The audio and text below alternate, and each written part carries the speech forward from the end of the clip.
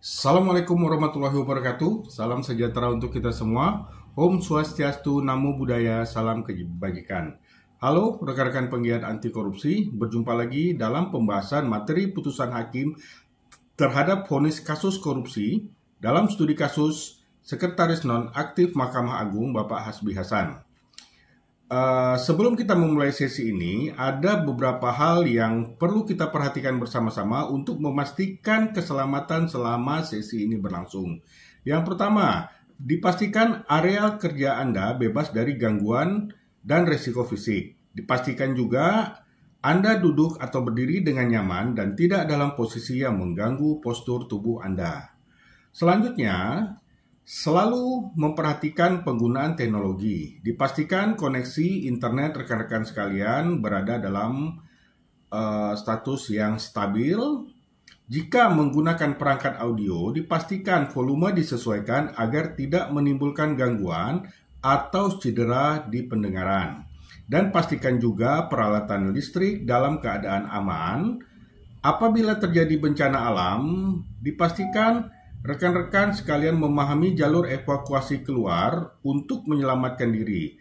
Carilah tempat yang aman hingga bencana mereda. Rekan-rekan sekalian, vonis ringan untuk kasus korupsi masih terus terjadi di negara kita ini.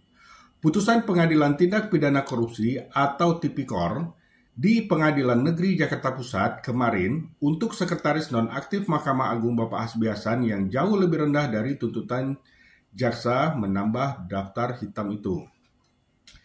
Dari tuntutan jaksa 13 tahun 8 bulan, Ketua Majelis Hakim Tony Irfan hanya menjatuhkan vonis 6 tahun penjara dan denda 1 miliar subsidiar 6 bulan kurungan.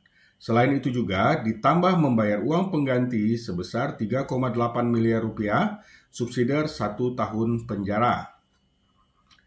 Dalam hal ini, Majelis Hakim menyatakan hal yang meringankan putusan ialah terdakwa belum pernah dihukum, memiliki tanggung jawab keluarga, dan tentu saja alasan klasik, yaitu bersifat sopan di ruang sidang.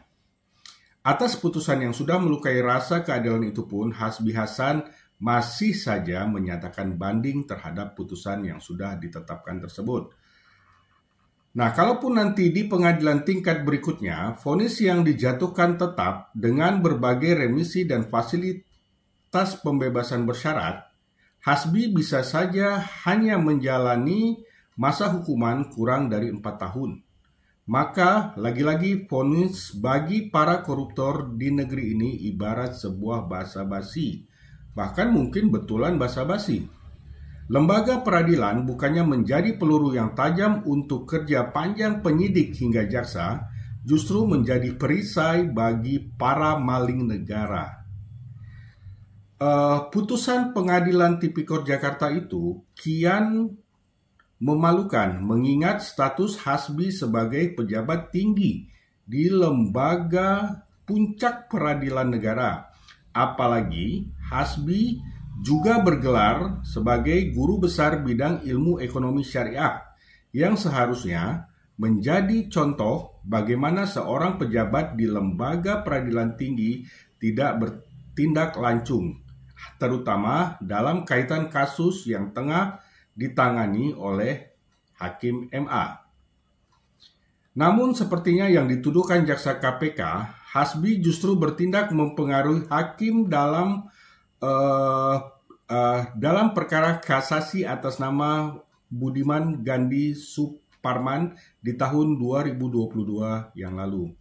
Budiman merupakan ketua umum KSP Inti Danai yang dituduhkan oleh Herianto Tanaka melakukan pemalsuan surat atau akta notaris. Di dalam persidangan sebelumnya, jaksa KPK menuturkan Hasbi mempengaruhi Hakim Haryadi yang semula menyatakan terdakwa Budiman tidak bersalah. Keputusan kemudian berubah hingga Budiman dinyatakan bersalah dan dijatuhi hukuman 5 tahun penjara di bulan Maret 2022 yang lalu. Nah, terkait dengan pengurusan perkara itu, Hasbi bersama-sama Dadan bersama-sama Dadan Triyudianto yang menjadi perantara ke Herianto, terbukti menerima suap senilai 11,2 miliar rupiah. Selain suap itu, Hasbi disebutkan juga menerima gratifikasi senilai 630 juta rupiah untuk fasilitas wisata dan penginapan. Nah, dalam hal ini kita tidak boleh menganggap bonus untuk Hasbi itu normatif karena sudah begitu banyaknya catatan loyo di pengadilan-pengadilan tipikor kita. Indonesian Corruption Watch atau ICW sudah menyoroti tren vonis yang jauh dari tuntutan setidaknya sejak tahun 2016. Sejak tahun 2016 hingga tahun 2019, tren putusan ringan terus meningkat, bahkan sampai melebihi 80% dari keseluruhan vonis. Vonis ringan ini diartikan sebagai vonis 0 sampai 4 tahun penjara. Di tahun 2019, putusan ringan mencapai angka 82% atau bagi 842 terdakwa. Adapun putusan sedang sebesar 16% dan putusan berat 0,9%. Di luar kecurigaan, para hakim pengadilan tipikor yang masuk angin atau karena kentalnya semangat membela korupsi hakim, kinerja mereka jelas-jelas tidak mendukung yang namanya tindak pemberantasan korupsi. Di sini kita dapat menuntut agar para hakim tipikor memahami benar dampak korupsi sebagai extraordinary crime. Sebab itu pula hakim seharusnya selalu mengupayakan penjeraan ideal kepada putusannya. Berarti gabungan vonis dan uang pengganti yang sama-sama maksimal. Hakim juga semestinya selalu menggunakan pedoman pemidanaan tindak pidana korupsi yang sudah dikeluarkan oleh Mahkamah Agung. Nah, pedoman itu sebetulnya adalah upaya meminimal agar para hakim memiliki sebuah perspektif yang sama dalam menegakkan keadilan di kasus-kasus korupsi.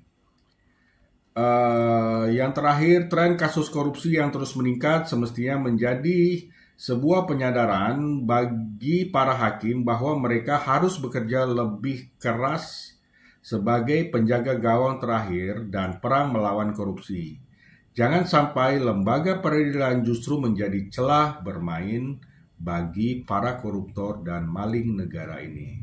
Baiklah rekan-rekan sekalian, cukup sudah pemaparan di hari ini. Semoga apa yang disampaikan dapat bermanfaat bagi kita semua. Dan sekali lagi kita tetap jaga integritas agar negara kita bersih dari tindak pidana korupsi. Sekian dan terima kasih.